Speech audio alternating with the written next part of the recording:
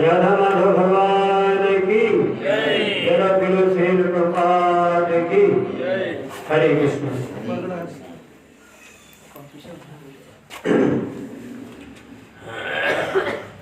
कृष्णाय वासुदेवाय देवकी नंदनाय च नंदगोपालाय गोविंदाय नमो नमः। वसुदेवसुतं देवं कंसचाणूरमर्दनं देवकी परमानन्दं कृष्ण वन्दे जगद्गुरुं। नामे जय जगत्से चरितं वदाय गुञ्जावतं च परिपेक्षलसुखाय वन्यर्तजे कवलवेत्र विषानुगेन लक्ष्मीश्रिय मृदुपदे पशुपङ्गजाय वंशे विभूषितकरा नवनीलनाभा पीताम्बरा जरुणबिम्बफलाधरस्था पूर्णेन्दुसुन्दरमुखादरविन्दनेत्रा कृष्णात् परं किमपि तत्त्वमहं न जाने। ॐ अज्ञानतिमिरान्धस्य ज्ञानाञ्जनशलाकया चक्षुरुन्मिलितं येन तस्मै श्रीगुरवे नमः। हे कृष्ण करुणा सिन्धु दीनबन्धु जगत्पते गोपेश गोपिका कान्त श्री राधाकान्त नमस्ते। तप्तकाञ्चन गौराङ्गी श्री राधे वृन्दावनेश्वरी विश्वभानुदेवी प्रणमामि श्री चैतन्य मनोभीष्टं स्थापितं येन भूतले स्वयं रूपः मह्यं ददाति स्वपदान्तिकम्। आजानुलम्बितभुजो संकीर्तने कपितरौ जनार्दनौ संकीर्तने कपितरौ जनार्दनौ विश्वम्भरौ विजयवरौ जुगधर्मपालौ वन्दे जगत्प्रियकरौ करुणावतारौ। ॐ नमो भगवते वासुदेवाय। ॐ नमो भगवते वासुदेवाय। नमो भगवते वासुदेवाय।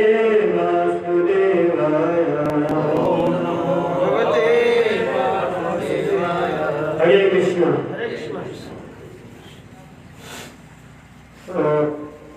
इस भयावह कलिकाल में जगन्नाथ जी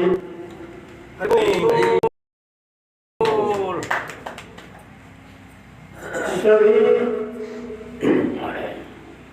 तीन ताप से भरे हुए जीवों के उद्धार के लिए श्रीपुरी धाम में विराजमान है। तो आप लोग सुन चुके हैं, समझ भी चुके हैं और आप लोग का लगभग जीवन से यह नाता जुड़ गया है कि सतयुग का धाम बद्रीनाथ धाम है। नर नारायण सतयुग के लोगों की कृपा करते थे।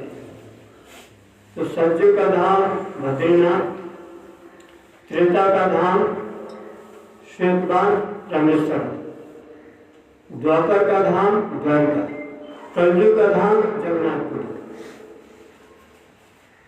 तो भगवान जगन्नाथ जी के सन्निधि में, गौरनिताई की सन्निधि में, श्रील प्रभुपाद की सन्निधि में हम सब एकत्रित हुए हैं अपने जीवन के सर्वोच्च लक्ष्य की प्राप्ति के ध्यान में रखकर, जो संपूर्ण जीव मात्र के लिए अंतिम सीमा है।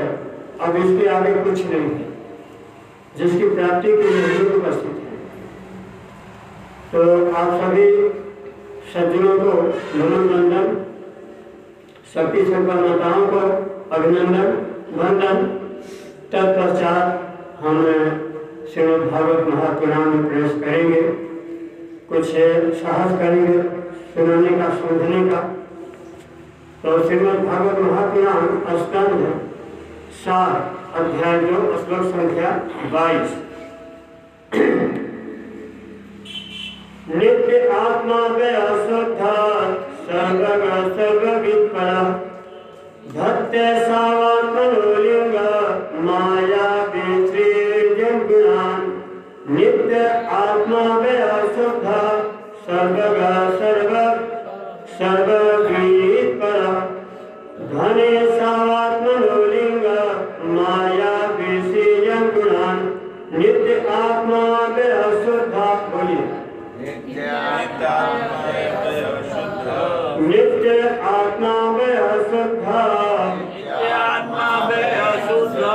सर्ग सर्ववित्परा, सर्ग सर्ववित्परा, सर्वगः सर्ववित्परा, सर्वगः सर्ववित्परा।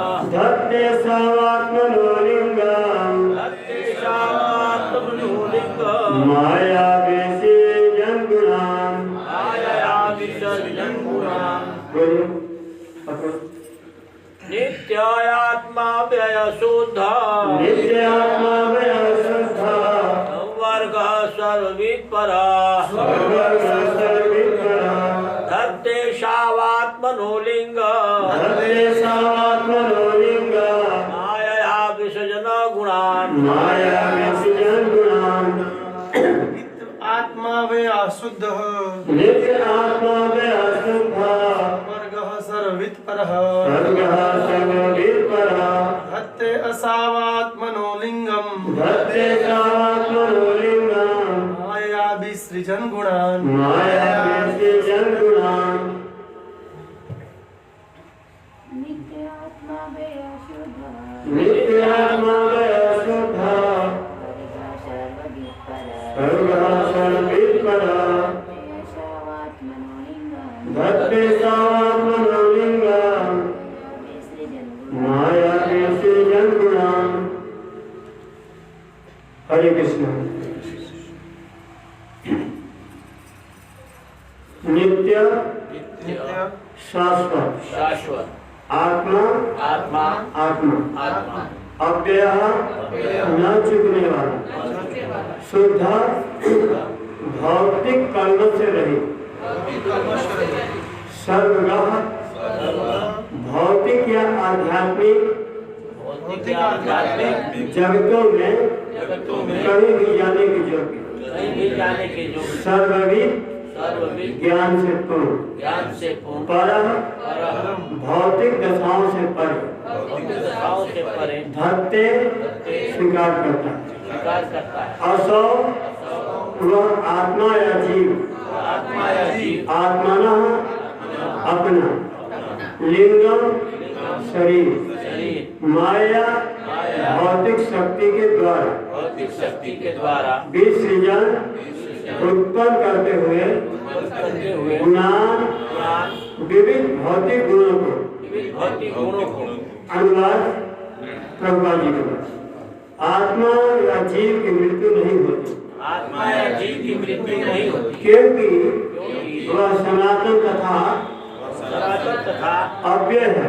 भौतिक कलमश से मुक्त होने के कारण वह भौतिक या आध्यात्मिक जगत में कहीं भी जा सकता है। वह भौतिक शरीर से पूरी तरह से सजग तथा उससे सर्वथा भिन्न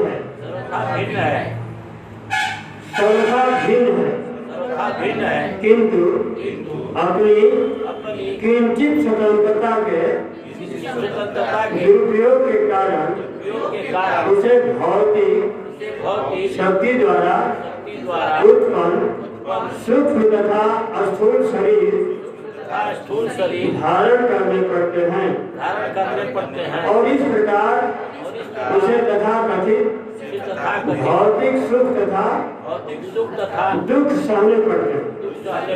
अतः किसी भी मनुष्य को शरीर में से आत्मा के निकलने पर शोक नहीं करना चाहिए। तात्पर्य हिरण्यकश्यप ने अत्यंत बुद्धिमानी से आत्मा की स्थिति का वर्णन किया। आत्मा कभी भी शरीर नहीं होता, अपितु वह सदैव शरीर से पूर्णतया भिन्न होता। नित्य तथा अव्यय होने के कारण आत्मा की मृत्यु नहीं होती, किंतु जब वह शुद्ध आत्मा मुक्त भाव से भौतिक जगत का भोग करना चाहता है तो उसे भौतिक प्रकृति के प्रतिबंधों के अंतर्गत रख दिया जाता है, जिसके कारण उसे किसी न किसी प्रकार शरीर धारण करना पड़ता है और उसके सुखों और दुखों को भोगना पड़ता है। इसका वर्णन भी भगवान श्री कृष्ण द्वारा श्रीमद् भगवद गीता 13:22 में हुआ है। कारणम गुण संगस्य सत्संयोनि जन्मसु। जीव विभिन्न परिवारों में या योनियों में उत्पन्न होता है, क्योंकि वह भौतिक प्रकृति के गुणों द्वारा दूषित रहता है। भौतिक प्रकृति द्वारा बद्ध होने पर जीव को एक प्रकार का शरीर धारण करना होता है, जो परमेश्वर के आदेशानुसार प्रकृति द्वारा दिया गया होता है। इस तरह सर्वभूतानां हृदयस्य निर्दिशति ध्यानेन सर्वभूतानि यंत्रधानी माया।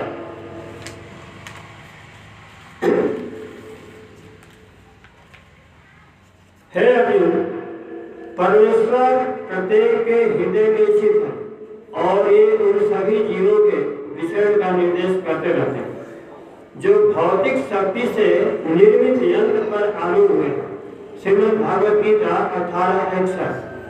यह शरीर एक यंत्र के तुल्य ही है और जीव को उसके कर्म के अनुसार भौतिक प्रकृति के वशीभूत होकर इधर उधर विचरण करने हेतु विशेष प्रकार का यंत्र प्रदान किया जाता है। यह तब तक चलता रहता है जब तक वह पूर्ण पुरुषोत्तम भगवान के शरण में नहीं जाता। मामेव प्रपद्यन्ते मायामेतां तरन्ति। बिना शरण में गए बद्ध जीव को भौतिक प्रकृति की व्यवस्था से एक जीवन से दूसरे जीवन में ले जाया जाता है। श्री प्रभुपाद की बहुत ही इम्पोर्टेंट एक श्लोक है, जैसा गीता जी में भी शाम को ऐसा सुंदर श्लोक मिला था।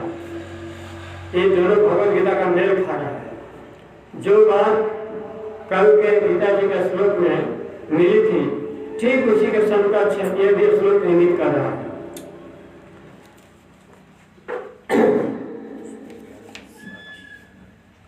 प्रभुपाद जी हमें बताना चाहते हैं इस श्लोक से, नित्य आत्मा व्यवस्थित सर्वगा सर्ववित्तरा। यह आत्मा नित्य है, सत्य है, अचल है और रहता कहाँ है? जो अनित्य है, असत्य है, क्षणभंगुर है और संपूर्ण दुखों का कारण है, शरीर में रहता है। यानी ठीक अपने स्वाभाविक इस स्थिति से विपरीत रहता है। हमारी स्वाभाविक स्थिति क्या है? तो जीवेगा स्वरूप भया नित्य कृष्ण लगा। हमारा यह नित्य साक्षात स्वरूप है। श्री कृष्ण की दासता स्वीकार कर लेना, इसलिए कि हमारा कारण श्री कृष्ण है, हमारा कारण यहाँ के माता पिता नहीं है, हमारा कारण यहाँ का भौतिक संसाधन नहीं है। ये संसाधन शरीर के लिए हो सकते हैं लेकिन आत्मा के लिए नहीं। तो हम शरीर नहीं हैं, हम आत्मा हैं। शाम को इसी बात पर बल दिया गया था कि दिव्य ज्ञान की प्राप्ति जिसको हो जाती है वह योगारूढ़ हो जाता है, कुटस्थ हो जाता है, माया के बंधन से छूट जाता है और मरने के बाद नहीं, अभी मरने के बाद नहीं, अभी इसी जीवन में, इसी समाज में, इसी धरती पर रह करके, इसी परिवेश में रह करके वह माया मुक्त रहता है और सदा सदा के लिए तृप्त हो जाता है। उसकी भौतिक भूख समाप्त हो जाती है, भौतिक भूख समाप्त हो जाती है और आध्यात्मिक भूख जग जाती है, जो भगवत धाम ले जाने के कारण होती है। तो ठीक है,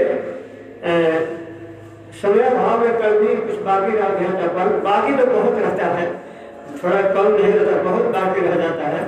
और कितना हो कहा जाए बाकी रहेगा, इसलिए कि भगवान अनंत है तो भगवान की लीला अनंत है और हम लोग तावंत है। हमारी वाणी वहां तक नहीं पहुंच सकती, हमारा मन नहीं पहुंच सकता, हमारा ज्ञान नहीं पहुंच सकता, विवेक नहीं पहुंच सकता। लेकिन अब शर्त यह है कि जितना ही पहुंच सके पहुंचाना चाहिए, पहुंचाने में प्रयत्नशील रहना चाहिए, उत्साहित रहना चाहिए, उत्साह रहना चाहिए और उसे भूख बढ़ानी चाहिए, अधिक से अधिक जानने के लिए, समझने के लिए, जल्दी जल्दी जल्दी, जैसे संसार का कार्य करने के लिए कितनी जल्दीबाजी है। हम वैष्णव की भी स्थिति देखी जाती है, मटेरियल वर्ल्ड में कितना हम तन्मय है, कितना आवेश है, और जबकि यह समझ चुके हैं कि ये काम आने वाला नहीं है, ये काम आने वाला नहीं, समझ चुके हैं, फिर भी हम इसमें लगे हुए। तो आत्मा के संबंध में 4 श्रेणी में आत्मा को दर्शाया गया है, समझने के लिए बताया गया है। आत्मा, अनात्मा, ज्ञानात्मा, विज्ञान, 4 अवतार से समझाने का प्रयास किया गया और यह श्लोकबद्ध है श्री चैतन्य सहस्त्र नाम में। यह श्लोक आया, आत्मा, अनात्मा, ज्ञानात्मा, विज्ञानात्मा। तो आत्मा किसे कहते हैं? एक अर्थ में शरीर को ही आत्मा कह देते हैं, इसलिए कि यह शरीर 100% आत्मा पर ही स्थित है। रोम रोम में आत्मा का क्रिया, आत्मा के द्वारा क्रियाशील है यह शरीर। आत्मा जैसे ही निकलता है यह बिल्कुल पिंड जैसा पड़ जाता है, तो उसको बोलते हैं मर गया, मृत्यु हो गई, ऐसा कहते हैं।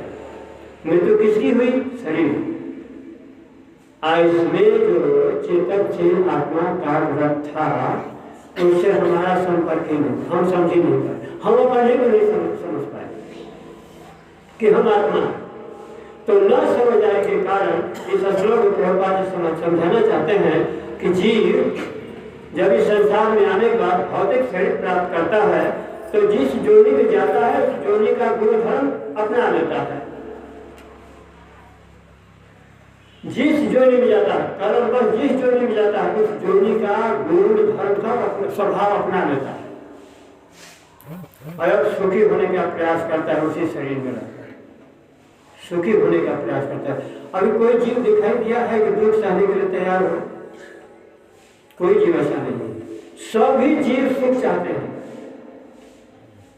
साधन चाहते हैं, अपने अपने ढंग से जीना चाहते हैं, स्वतंत्र रूप से जीना चाहते हैं। लेकिन प्राकृतिक बनावट ऐसा है कि 3 प्रकार की अग्नि छोड़ दी गई है। बुद्धू, बोकार, गर्लमाइंड, नॉनसेंस, पागलों के लिए सताने जलाने के लिए 3 प्रकार की अग्नि है, आधिदैविक, आधिभौतिक, आध्यात्मिक। ये 3 प्रकार की अग्नि संपूर्ण विश्व को जला रही है। कहीं भी चले जाइए, कहीं भी जाइए, यदि वह शुभ ज्ञान, वह दिव्य ज्ञान आपके हृदय में प्रकाशित नहीं हुआ, आपकी मन बुद्धि बिल्कुल बिगड़ा हुआ विपरीत है, तो आप कहीं भी जाके देख लीजिए, कुछ भी कमाई करके देख लीजिए, खूब पढ़ाई लिखाई करके देख लीजिए, संपूर्ण विश्व की सत्ता आपके हाथ में आ जाए तो देख लीजिए, जब तक दिव्य ज्ञान का प्रकाशन नहीं हुआ है जलते रहेंगे, जलते रहेंगे। कुछ प्राप्ति, भौतिक प्राप्ति करके आप सुखी और शांत के एहसास नहीं कर सकते। इसलिए बुखार है शाश्वत, भगवान श्री कृष्ण का घोष है, बुखार शाश्वत। हे अर्जुन, यह संपूर्ण जगत दुख का आलय है। आलय कहते हैं विशाल भंडार को आलय कहते हैं, आलय कहते हैं। तो यह जो प्राकृतिक जगत है चारों तरफ केवल दुख ही दुख से भरा है और अशाश्वत, शाश्वत नहीं है, असत्य है। और इसी में हम सुख का खोज कर रहे हैं, इसी पर अपना दिमाग लगाए हैं, और इतना दिमाग लगाए हैं कि पूरा का पूरा आवेश उधर गया। और जो अपनी भलाई थी, जिस कार्य को करने में, जिस विषय वस्तु को समझने में हमारा अपना कल्याण था, उसे लोग निगलेक्ट कर दिया। भौतिक भोग अंधा बना देता है जीव को। और आज खूब भरपूर पढ़ाई लिखाई करके गहन अंधकार की तरफ हम जा रहे हैं। आज की पढ़ाई यह बता रही है कि परमात्मा कुछ नहीं है, धर्म कुछ नहीं है, जो कुछ है वो विज्ञान है, जो कुछ है वो विज्ञान है। तो विज्ञान किस काम में बहुत भारी रकम आएगा ना, हम सुखी हो जाएंगे। तो ये आत्मा की हत्या है। इस तरह की प्रवृत्ति, इस तरह की चेतना, इस तरह का सोच भयंकर गर्भित जंजाल में डालने वाला है। हमको गहनतम घोर अंधकार की तरफ हम जा रहे हैं और पता नहीं फिर कब मुक्त होंगे, यह भी कोई गारंटी नहीं। 84 लाख प्रकार की जोनी में जिस जीव को जितना आयु निर्धारित की गई है उतना दिन तो रहना पड़ेगा। अब किसी कारण बस बीच में कोई बात दिया, जैसे अफ्रीका के जंगलों में आप लोगों ने देखा होगा मोबाइल में कि एक जीव दूसरे के घातक है, काल है, एक दूसरे को खाने के लिए दौड़ रहे हैं, एक दूसरे को खाने के लिए दौड़ रहे हैं। तो उस जंगल में तो भाई वो पशु है, उनका वही प्रवृत्ति है, एक पशु दूसरे को खाएगा। लेकिन यहाँ मनुष्य जगत में, इस मानव जगत में भी देखा जाता है कि आज जो है भौतिक शिक्षा के प्रभाव से ऐसा यंत्र बनाया जाए, ऐसा मिसाइल बनाया जाए कि करोड़ लोग मार दिए जाए, एक ही मिसाइल छोड़ दे। इसको बनाने में बुद्धि लगी है, जो बनाएगा, जो मस्तिष्क इसमें लगेगा, बिना पढ़ाई के होगा, वो बहुत पढ़ना पड़ेगा, बहुत पढ़ना पड़ेगा। तो इसमें भी धन जा रहा है, समय जा रहा है, परिश्रम हो रहा है।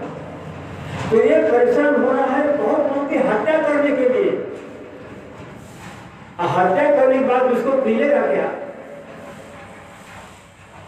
तो बिल्कुल मिलना तो दूर रहा, इससे गर्हित स्थिति में जाएगा कि जवाब देना पड़ेगा। तो सबसे पहले हम लोग खुद आत्महत्या रहे, हम अपनी हत्या कर रहे हैं, इसलिए गुमराह है, भगवान की तरफ जाने में गुमराह है। अभी भी हमारे मन, हमारी बुद्धि, हमारी इंद्रिय सोच समझ करके भी भौतिक भोगों में अभिनिवेश, तो हम कैसे सुखी हो सकते हैं? तो एक दूसरे को मारने के लिए योजना बना रहा है। तो यहाँ आत्मविषय की बात चली, इसलिए हम इधर चले गए, अफ्रीका चले गए, कहाँ कहाँ जा रहे हैं। तो ऐसा इसके शब्द आया है कि नित्य आत्मा नित्य है, अव्यय है, शाश्वत है और अपने आप में स्वाभाविक सुखी है। आत्मा के लिए कहीं बाहर से सुखी होने के लिए न कोई वस्तु की आवश्यकता है, न किसी व्यक्ति की आवश्यकता है। यह अपने में आनंद घन का अंश होने के कारण यह स्वतः आनंदित है। लेकिन हम क्या किए हैं? तो हम भौतिक भोग के चकाचौंध में आकर के अपने आत्मज्ञान को, आत्म सुरक्षा को बिल्कुल निगलेक्ट करके अब तो भाग दौड़ कर रहे हैं, ब्रह्मांड में भाग रहे हैं। यहाँ जाएंगे तो सुखी हो जाएंगे, यहाँ पढ़ेंगे तो सुखी हो जाएंगे, यह प्राप्त हो जाएगा तो सुखी हो जाएंगे। और जो प्राप्त है सुख के लिए ऑलरेडी आपके पास वह तत्व आपके पास है जिससे आप सुखी हो सकते हैं, लेकिन उसी को विस्मृति करके हम संसार में सुख हो रहे हैं। तो ब्रह्मांडे भ्रमित कोनो भाग्यवान जीव, संपूर्ण ब्रह्मांड में अपने कर्म पर जीव भ्रमण कर रहा है, सुख का तलाश कर रहा है। सुख के तलाश करने में क्या क्या कठिनाई सामने आ रही है इस पर विचार नहीं कर पाता है। यह कठिनाई क्यों है, किसी प्रकार का कोई दुख हुआ तो क्यों हुआ, इसलिए शरीर में है तो शरीर तो दुखाएगा ही। रुझान विरोह, शरीर को कहा गया रुझान विरोह है, शरीर से ही रोग उत्पन्न होता है, बाहर से नहीं आता है। कोई भी किसी को रोग होता है तो शरीर में होता है। जब उसका लक्षण सामने आते हैं, वैद्य डॉक्टर के पास जाते हैं तो बताता है कि आपको ऐसा कुछ हो गया है, लेकिन जो कुछ हुआ है तो कहीं न कहीं वो अपना ही है। हम अपने मन से, बुद्धि से, इंद्रियों से ऐसा कुछ किए हैं, इसलिए हम दुख के रूप में आए, तो हमें दुख भोगते रहते हैं। जन्म मृत्यु जरा व्याधि दुख दुषान दर्शन, ये 6 प्रकार का जो 6 प्रकार की समस्या में हम घिरे रहते हैं। छुड़ाने का भी कभी कभी अवसर आता है, छूटने का कभी कभी अवसर आता है, तो उसमें हमारी मति नहीं जाती है, हमारा मन वहाँ नहीं लगता, हमको धोखा देता है। अरे चलो गुरु महाराज कहते हैं एक एक बतिया सारी रतिया गुरु महाराज कहा करते थे, बार बार कहते हैं एक एक बतिया सारी रतिया। तो रतिया शब्द से उम्र को भी कहा जाता है। रतिया जो 12 घंटे के रास्ते इसका नहीं, ये तो बिहान हो जाएगा। 12 घंटे के बाद फिर भगवान आएंगे और दिन हो जाएगा, लेकिन रात असली रात है हमारा शरीर, ये असली रात है। एक एक बतिया सारी थी, हम कहीं विषय में एक ही परिवेश में पूरी उम्र खड़ते रहते हैं, पता नहीं चलता। जैसे कभी कभी किसी अपराधी को पुलिस पकड़ लेती है तो उसके गलती के अनुसार पिटाई करती है। पंडुगढ़ थाने में एक व्यक्ति को दरोगा मार रहा था, पिटाई कर रहा था, पीट रहा है, कह रहा है कि इसका इतना सुंदर शरीर है। पिटाई लाठी बरसा रहा है, लाठी बरसा करके तो ये कह रहा है कि इसका इतना सुंदर शरीर है, ये लाठी बरसाने लायक है, लेकिन ये बेहुदा पता नहीं कि जन्म का एक दुष्ट है। ऐसा कर्म किया है कि ऐसे सुंदर शरीर पर पिटाई करना पड़ रहा है, तो खुद महसूस कर रहा था। तो कर्म करने के पहले थोड़ा विचार करना है, इस कर्म का परिणाम क्या आ सकता है, विचार करना चाहिए। तो जब विचार करेंगे, विचार करके किसी कर्म को करेंगे तो वहाँ जरूर आपको अवरोध महसूस होगा, नहीं ऐसा नहीं होना चाहिए, इसमें हानि है, ऐसा नहीं होना चाहिए। तो जीव अपने कर्म पर संपूर्ण ब्रह्मांड में कभी पानी में जन्म ले लिया, जलते हुआ, कभी धरती के नीचे जन्म लिया, कभी धरती के ऊपर जन्म लिया, तो जन्म मृत्यु के श्रृंखला चलती रहेगी। कब तक? इस श्लोक का अंतिम सारांश दिए हैं, यह सिलसिला कब तक चलता रहेगा? जब तक आपने अपने को नहीं समझ सका। तो अपने को क्या समझना है? अपने को यह समझना कि हम आत्मा है, शरीर नहीं है, शरीर नहीं है। तो थोड़ा सा शरीर को सजाने में भी खिलाई आ जाएगी। शरीर को सजाने में, मकान बनाने में, डिजाइनदार मकान हो, डिजाइनदार कपड़ा हो, डिजाइनदार गाड़ी हो, जो कुछ हो सब डिजाइन हो, यहाँ तक कि पत्नी भी डिजाइन में हो, डिजाइन में हो। अगर पत्नी का डिजाइन अच्छा नहीं है तो अब वो दूसरा डिजाइन तलाश करेगा कि डिजाइन वाले कौन है। अपनी मति उधर ले जाएगा, अपनी बुद्धि ले जाएगा, अपना इंद्रिया ले जाएगा, सब कुछ डिजाइन। तो इसको कहते हैं मैचिंग प्लांट, इसे कहते हैं मैचिंग प्लांट। इसको समझ गया आप लोग? मैचिंग प्लांट क्या? सीधर का योजना बनाएगा। हाँ, योजना बनाएगा। इसको कहते हैं मैचिंग प्लांट। मैचिंग प्लांट चलता है और मैचिंग प्लांट कब तक चलेगा? एक माया बदल करके, रंग बदल के आगे मैचिंग करते रहेंगे। केवल अपना मैचिंग प्लांट बनाने में लगा दीजिए अपने, और शांत नहीं है। अरे एक मैचिंग हो गया तो दूसरा आएगा, तीसरा आएगा, चौथा आता ही रहेगा। और मैचिंग प्लांट आपका चलता रहेगा तो जन्म मृत्यु जरा व्याधि दुख दोषानु दशम इससे मुक्त नहीं हो सकते। पहले मैचिंग प्लांट को रोकिए। आप प्लांट मत लगाइए, मैचिंग प्लांट मत लगाइए। अगर लगाना है तो जीव स्वरूप है नित्य कृष्ण दास, ये मैचिंग है, ये है मैचिंग। और ये मैचिंग हो गया तो अभी टलने वाला नहीं है, शाश्वत है, नित्य है, सत्य है। आपको अभाव का महसूस नहीं होगा, अभाव महसूस नहीं होगा। आपके अभाव कब तक है? आपके पास किसी भी वस्तु का अभाव, किसी पद का अभाव, किसी प्रतिष्ठा का अभाव कब तक है? जब आप अज्ञान में इच्छा पाल रखते हैं। जी हाँ, अपने इच्छा को बढ़ाते बढ़ाते इच्छा की पूर्ति हो या किसी की नहीं। और एक इच्छा को समीक्षा करना है परमात्म तत्व में। इच्छा की समीक्षा परमात्म तत्व में करना है, प्रभु के चरणों की समीक्षा करना है, भगवत रस का समीक्षा करना है, ईश्वरीय प्रेम की समीक्षा करना है। संसार की समीक्षा करके पाएंगे आप जिस उम्र में चल रहे हैं, विचार करिए ना, जिस उम्र में आप चल रहे हैं अभी तक क्या सुख सुविधा प्राप्त हो गया? कहाँ सुख मिला, कहाँ शांति मिली, कहाँ से थोड़ा सा आत्मा आनंदित हुआ? भागवत महापुराण में आय आत्मा स्वयं प्रसिद्धति, आत्मा स्वयं प्रसिद्धति, आत्मा स्वयं प्रसिद्धति कई जगह है। हवा क्या है? आत्मा स्वयं क्या करने से आत्मा प्रसन्न होगा? स्वयं प्रसिद्धति, क्या करने से, क्या सुनने से, क्या समझने से, कहाँ जाने से आत्मा प्रसन्न होगी? तो एक ही उत्तर है, भगवत शरणागति, भगवत प्रेम की प्राप्ति। और लेकिन अभी एक प्रश्न आएगा कि क्या और लोग प्रेम नहीं करते हैं, प्रेम करना नहीं जानते? खुद प्रेम करना जानते हैं, कुत्ता भी कुतिया से प्रेम करना जानता है। मनुष्य ही नहीं, कुत्ता भी कुतिया से प्रेम करना जानता है। वो लोग जब सीजन आता है कितना लड़ते झगड़ते रहते हैं।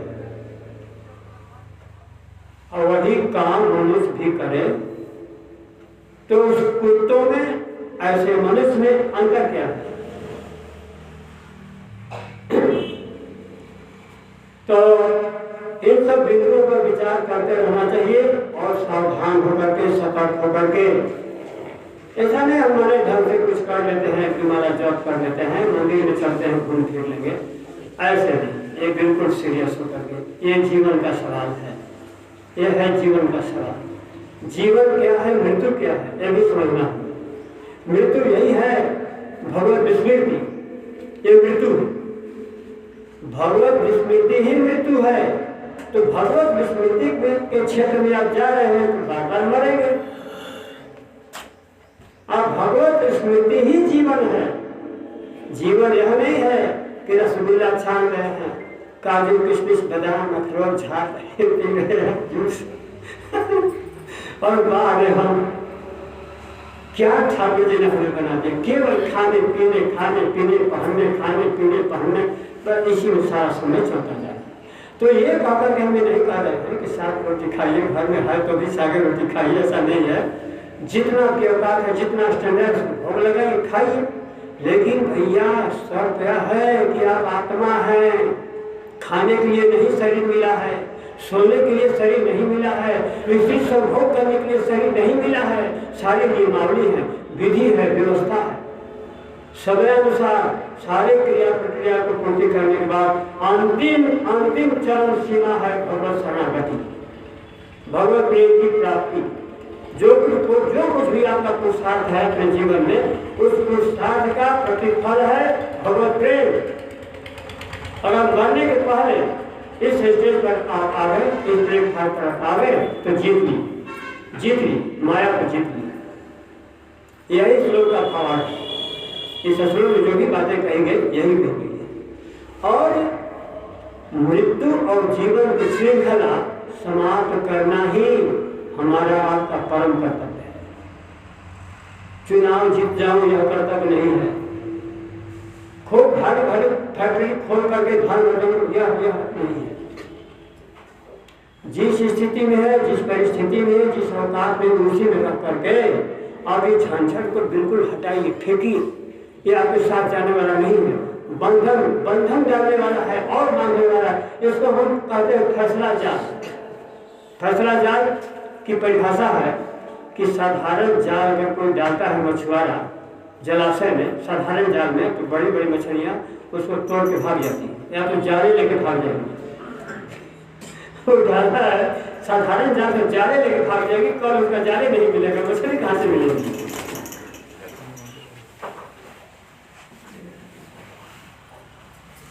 वो आशा में रखा था कि मछली फंसेगी और ऐसी मछली से भेंट हो गया कि जाले लेके भाग गए।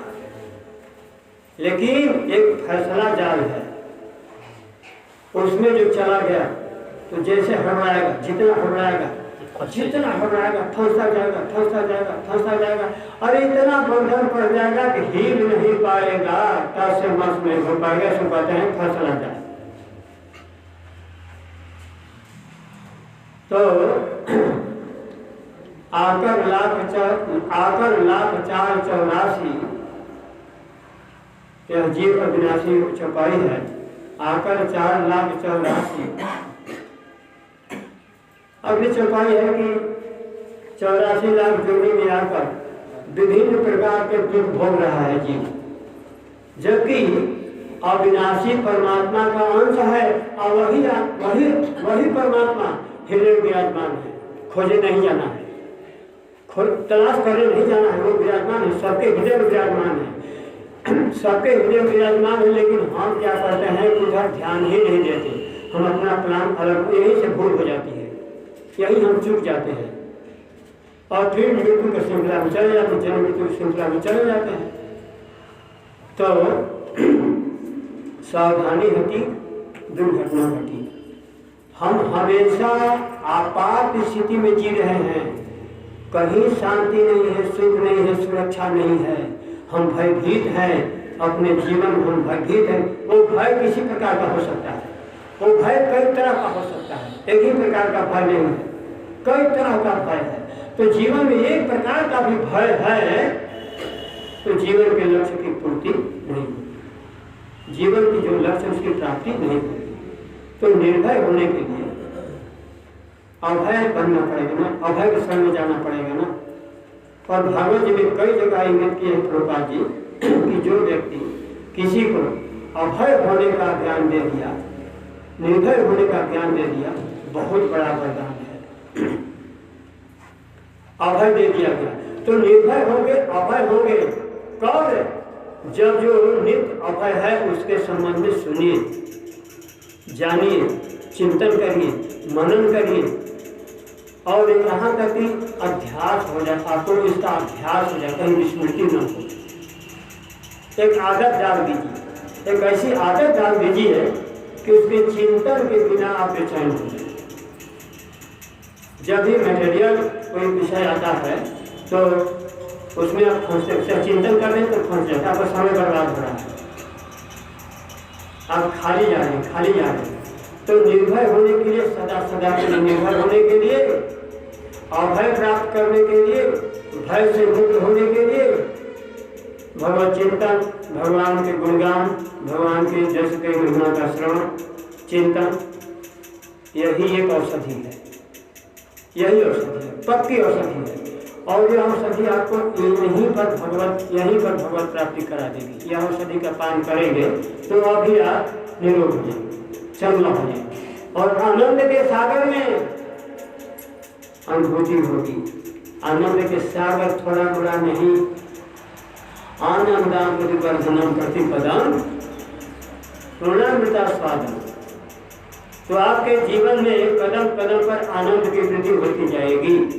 लेकिन जब इस औषधि का सेवन करेंगे तब किसी को कोई रोग हो गया तो उपयुक्त औषधि मिल गई, उसके सेवन से धीरे धीरे दुख कम होता है ना, कम हो जाता है, किसी दिन आप स्वस्थ हो जाते हैं। तो औषधि का सेवन करने पर, औषधि का सेवन नहीं करने पर मरेंगे। और मरेंगे कि जिएंगे कितना दिन तक चलते रहेंगे। तो हम लोग को भयानक रोग लग गया है और हृदय में रोग है, तो कहते हैं हृदय रोग, हृदय में रोग है, बाहर नहीं है। और वही रोग हमें बार बार कम कर रहा है। तो इस रोग को उन्मूलन करने के लिए रामचरितमानस ने बहुत गंभीर चौपाई है। उसमें कहा गया है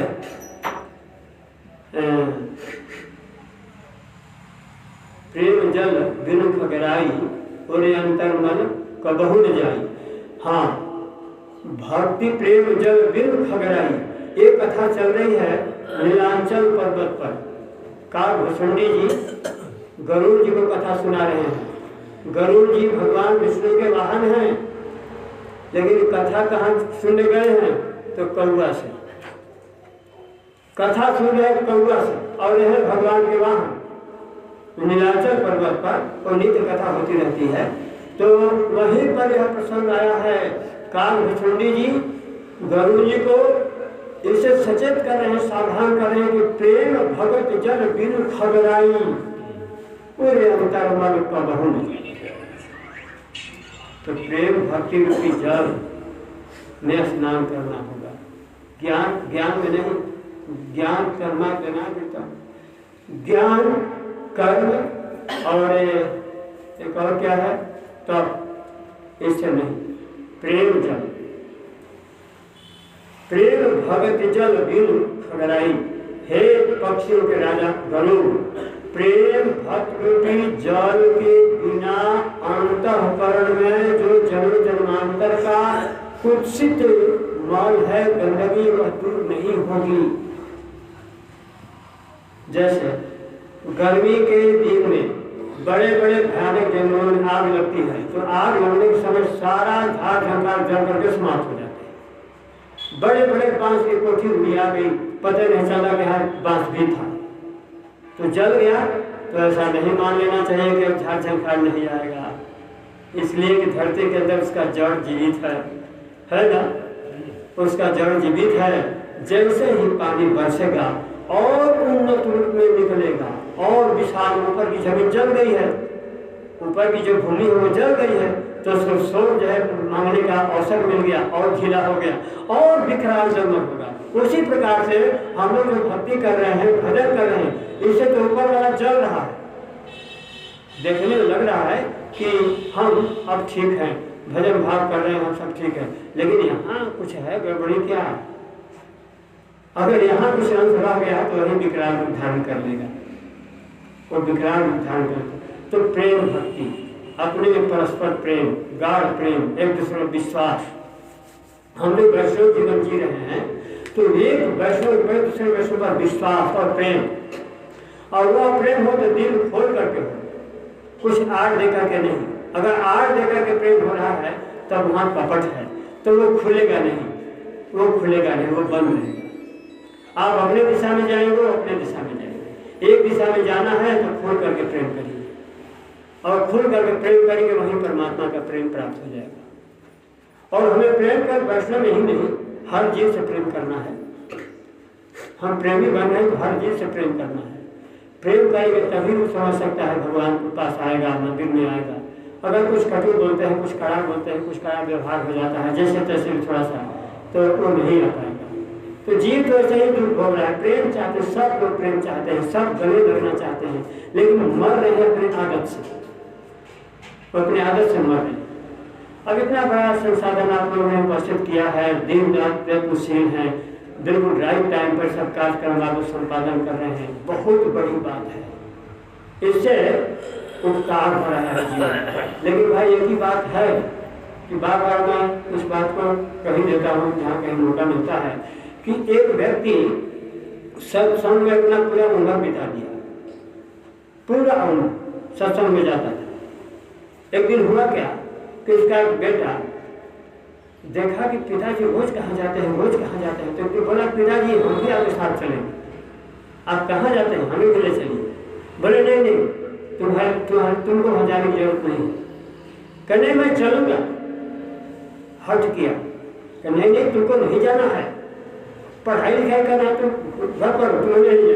दूसरा व्यक्ति देख रहा था, वो बोला अरे भैया तुम प्रतिदिन जाते हो, प्रतिदिन जाते जाते रहते हो, एक बच्चा जाना चाहता है तो क्यों नहीं जाने दे रहे हो? अगर वहाँ कोई अच्छी वस्तु प्राप्त हो रही है, कोई अच्छा माहौल है, तभी तो जाते हो। तो एक बच्चा भी सीख जाएगा, समझे तो क्या दिक्कत हो जाएगा? अरे आप नहीं जानते, अभी बालक ऐसी बुद्धि कच्चा है, और वहाँ पर कोई भी कोई जाता तो केवल ज्ञान वैराग्य की बात होती है। ऐसा करो, ऐसा नहीं करो, ऐसा करो, ऐसा नहीं करो, यही बात होती है, ज्ञान वैराग्य की बात होती है। तो कहीं अगर दिमाग में इसके घुस गया कि वैरागी बनना चाहिए, वैराग लेना चाहिए जीवन से, तब तो ये बेटा हाथ से निकल जाएगा ना। तो भैया तुमको क्यों नहीं वैराग हुआ? भैया तो पूरी उम्र सत्संग में बिता दिया, तुम्हें क्यों नहीं वैराग हुआ? अरे तुमको नहीं मालूम है, हम जाते हैं और जो सुनते हैं वही छोड़ के आते हैं, जो हमको सुनाया जाता है वही छोड़ के आते हैं, हम लेके नहीं आते। जाते क्यों? अरे चले जाते हैं, थोड़ा सा मन बहलाव हो जाता है, मनोरंजन हो जाता है। इस तरह से भक्ति नहीं करनी चाहिए। सुनिए तो अच्छा तरह से सुनिए। एक लड़के का विवाह हुआ और बहुत सुंदर घर में विवाह हुआ, सब तरह से था, बहुत अच्छा, पत्नी भी थी, पढ़ी लिखी सब। और सुन लिया कहीं कि स्त्री का पूजा होना चाहिए घर में, ये लक्ष्मी है, इनका पूजा होना चाहिए, इतना सुना। तो जब विवाह करके घर पर ले गया तो धूप दीप अगरबत्ती फूल नारा प्रसाद सब तैयार करके रखा है पहला दिन, और आरती सजा करके, आरती जला करके सामने कहा जय जगदीश हरे, जय जगदीश हरे, संत जनों की संकट क्षण में दूर करे। अरे वो तो बेचारी सहम गई कि ये क्या कर रहा है, ये क्या कर रहा है, सहम गई, सम्मिलित हुई, ये क्या कर रहा है। तो धीरे से बोली कि ये क्या कर रहे हैं, मैं भगवान हूँ, आरती भगवान की होती है ना, मेरी क्या बातें बता रहे हैं। कहा मैं सुना हूँ कि स्त्री का पूजा करना चाहिए, स्त्री का पूजा करना चाहिए, कपड़ा दीजिए, गहना दीजिए, उसको भोजन दीजिए, उसका सुरक्षा करिए, उसको सुखी रखिए, प्रसन्न रखिए। कि आरती करने के लिए कोई कह दिया है कि जाके आरती करने से पूजा हो जाएगा? स्त्री का पूजा है, उसको प्रसन्न रखिए, उसको एहसास हो कि हमारे पतिदेव वास्तव में मेरे लिए सब कुछ करने के लिए तैयार है, मतलब वो समर्पित, मेरे ऊपर समर्पित है। उसको प्रसन्न रखने में कुछ अलग बात है ना कि अगर बातें धूप दीप दिखाना है तो ऐसे भी कथा छोड़ करने वाले होते हैं, ऐसे नहीं सुनना चाहिए।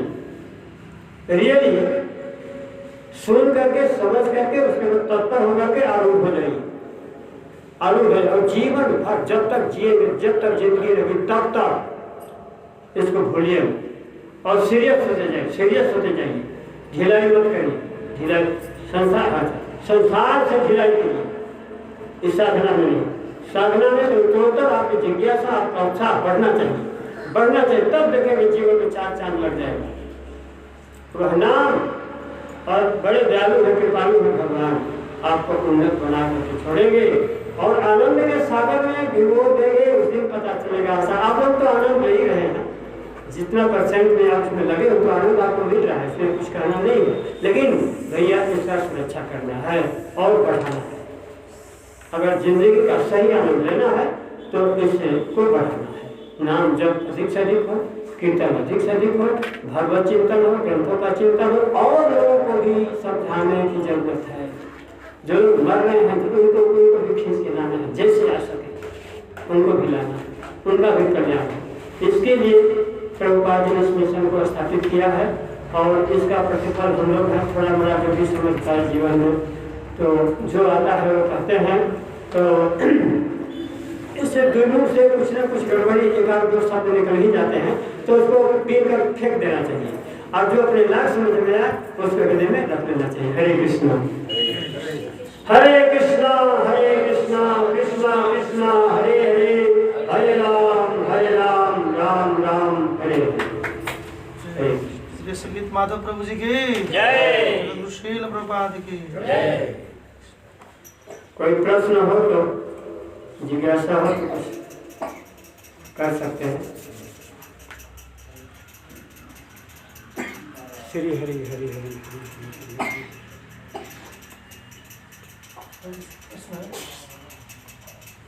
आवाज पूछना चाहिए, प्रश्न करना चाहिए। नहीं ये लोग हाँ जी, सब समझ में आ गया जो आप बताएं। अच्छा ठीक, बहुत अच्छा, सब धन्यवाद। हरि हरि। प्रयास तो यही किया जाता है कि इस विषय को जितना अपने पास क्षमता है। बहुत सुंदर चौपाई आपने बहुत सुंदर बताया जी। अच्छा।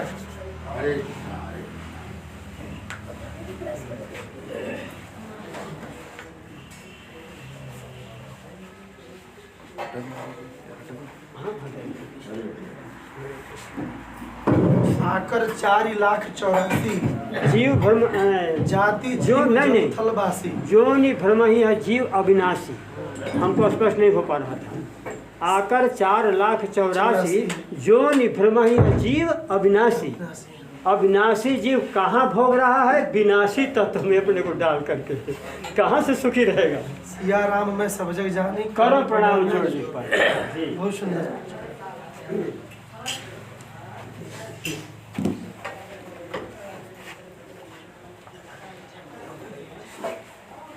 प्रभु जी कहाँ?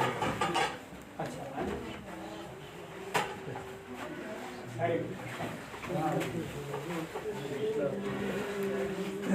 हरे हरे।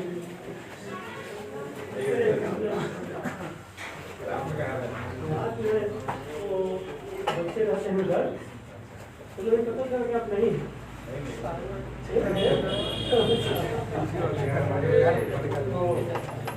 आ गए।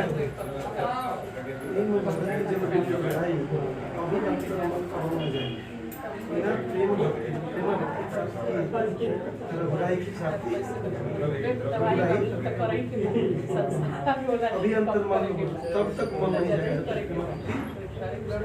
भक्ति है क्या यहाँ? अभी तो अभी रस जाती।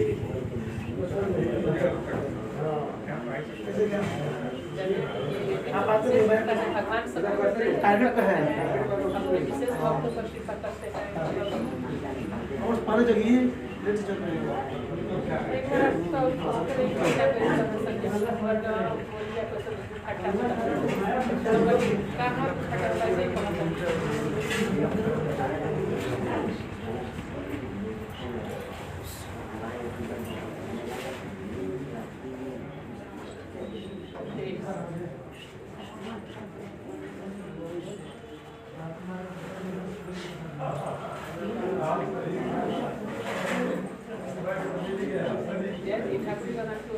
प्रयास हो जाएगी।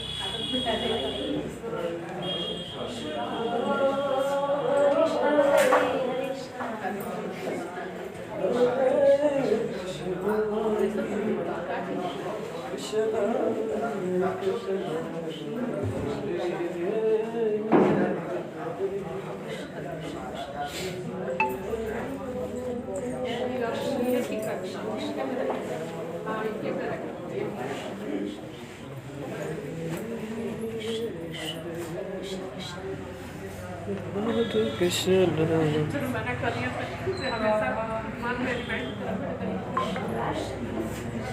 फिर याद आते हैं